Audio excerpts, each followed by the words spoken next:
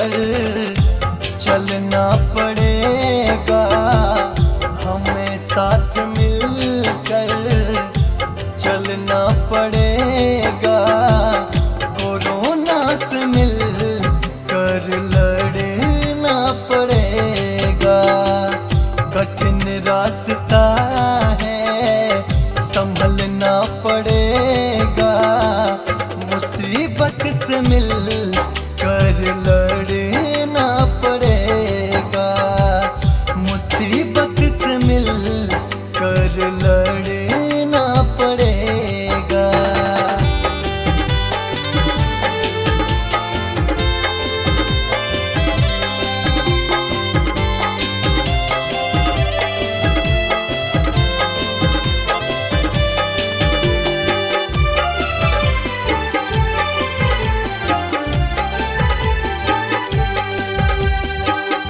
स्वार्थ को अपने छोड़ के पीछे आओ मिलकर सब देश को सींचे।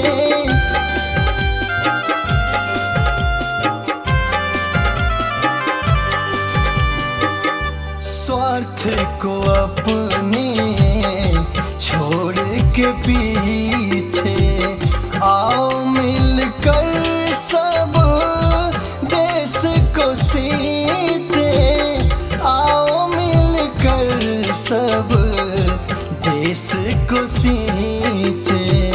हमें खुद से आगे निकलना पड़ेगा, हमें खुद से आगे निकलना पड़ेगा। कोरोना से मिलकर लड़ना पड़ेगा, कोरोना से मिलकर लड़ना पड़ेगा।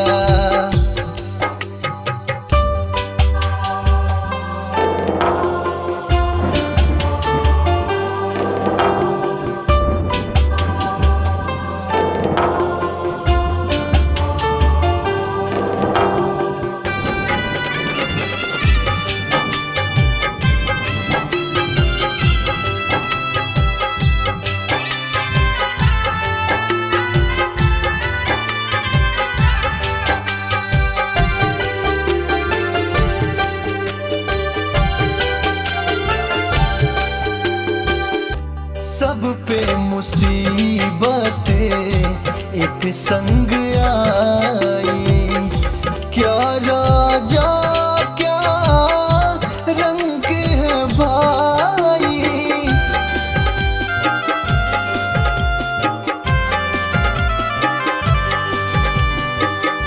सब पे मुसीबतें एक संग आई, क्या राजा क्या रंग है भाई, क्या राजा क्या रंग है भाई। हमें एक सांचे में ढलना पड़ेगा, हमें एक सांचे में ढलना पड़ेगा। कोरोना से मिलकर लड़ना पड़ेगा, कोरोना से मिलकर लड़ना पड़ेगा।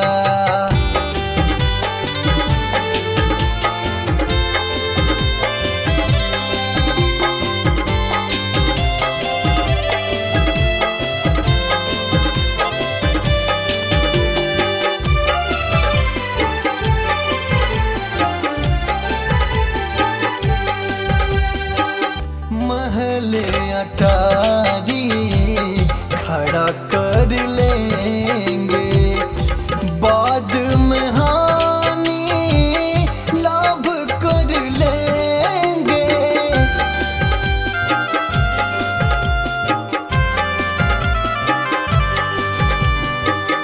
महले अटारी खड़ा कर लेंगे, बाद में हानि लाभ कर लेंगे।